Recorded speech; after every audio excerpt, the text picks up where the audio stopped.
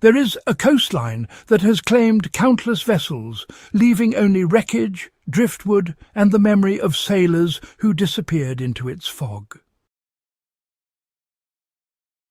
For centuries, those who survived learned a set of survival techniques passed from one shipwrecked crew to the next, whispered along harbours and coastal taverns. One of the most remarkable tricks involved sourcing drinkable water, building emergency shelter, and signalling for rescue, all without modern tools or technology. This method was so reliable that entire crews could survive days or even weeks stranded on treacherous rocks, and yet it has largely been forgotten. Understanding how sailors turned disaster into survival offers invaluable lessons for anyone interested in bushcraft, maritime emergencies, or self-reliant living. Shipwrecked sailors, often had to rely on natural indicators to locate water. Along the lost coast, freshwater sources were, really scarce, often hidden behind those rugged cliffs or tucked away near brackish estuaries. Sailors quickly learned to read the landscape, watching gulls as they returned from inland feeding trips, tracing animal tracks that led to hidden springs, and spotting certain plants, like coastal sedges and willow, that tended to grow near freshwater seepages. In many cases, the most reliable trick involved using rock depressions or tidal pools where rainwater would collect. By lining these pools with leaves or cloth, sailors could reduce evaporation and contamination, making a small but honestly crucial supply of potable water last just a bit longer. Modern survivalists, can replicate this by studying local flora and topography, creating catchment systems with whatever materials are at hand, and recognizing that water management is often just as important as finding it. Beyond natural indicators, sailors also improvised filtration techniques. They learned to pour collected water through layers of sand, charcoal, or even cloth to remove debris and, improve the taste. Even in the absence of heat, allowing water to settle overnight improved clarity and reduced the risk of ingesting harmful particles. For anyone practicing survival in coastal or wilderness settings, this principle remains, absolutely fundamental. Water collection and purification can be accomplished with minimal tools if approached systematically. Once water was secured, the focus shifted, to shelter. The Lost Coast is, notorious for cold winds, dense fog, and sudden storms.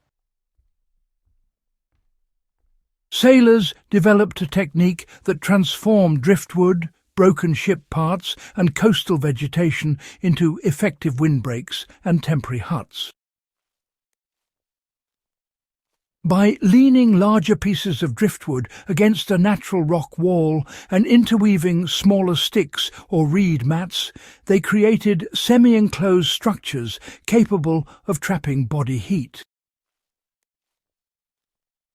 In many accounts, sailors covered these frames with seaweed or moss to increase insulation and reduce wind penetration. This approach highlights an enduring survival principle. Use available materials creatively, combine structural rigidity with insulation, and always orient shelters against prevailing winds for maximum protection. Modern enthusiasts can apply this by scouting for natural features, securing lightweight framing materials, and layering insulating elements from the environment. Another practical lesson from these historical accounts is the prioritization of compact shelter over large structures. Sailors built spaces just large enough to sit or lie down, reducing heat loss while maximizing stability. In survival scenarios, smaller spaces are easier to construct, retain warmth more effectively, and conserve energy, a direct echo of the decisions made by shipwrecked crews along the lost coast. Survival was not only about staying alive, but also about being found. The sailors developed a repertoire of signalling techniques using minimal resources. They laid out driftwood in geometric patterns on beaches, burned small controlled fires using dried kelp and twigs, and used reflective surfaces such as polished tin from ship debris to flash sunlight at distant ships.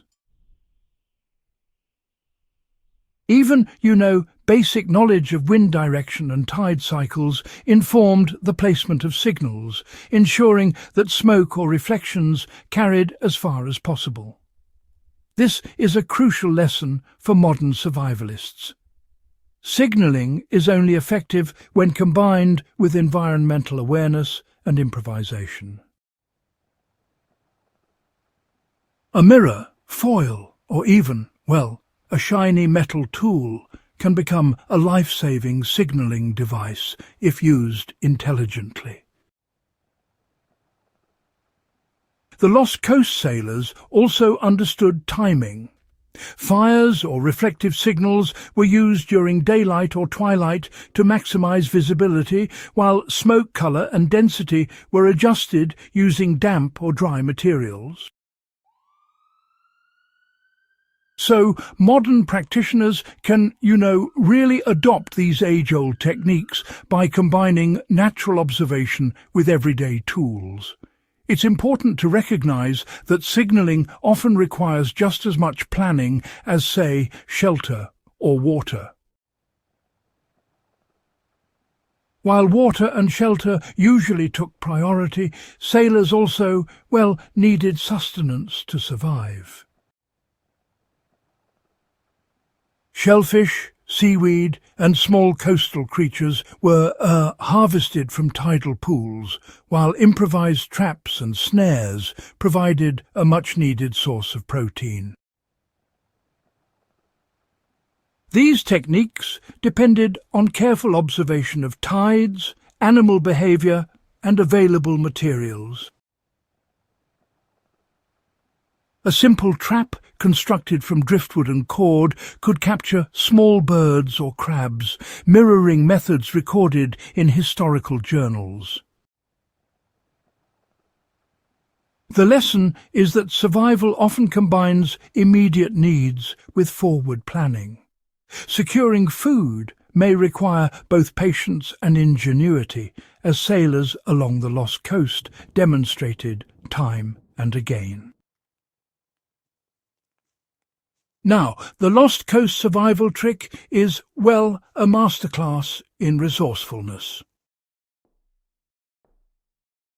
By reading the landscape, repurposing available materials, managing water and heat, and signalling intelligently, shipwrecked sailors transformed an almost certain death into weeks of survivable conditions.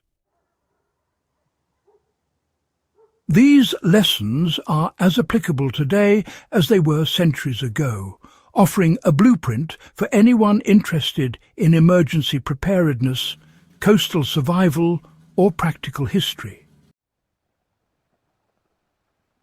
The ingenuity of these sailors reminds us that survival is not about having the latest gear. It is about observation, adaptation, and making the most of what is at hand. If you found this guide valuable and want more historically grounded survival techniques, make sure to subscribe to Backyard Wisdom and share this video with fellow enthusiasts. Understanding the lessons of the past can make modern survival not only possible but remarkably effective.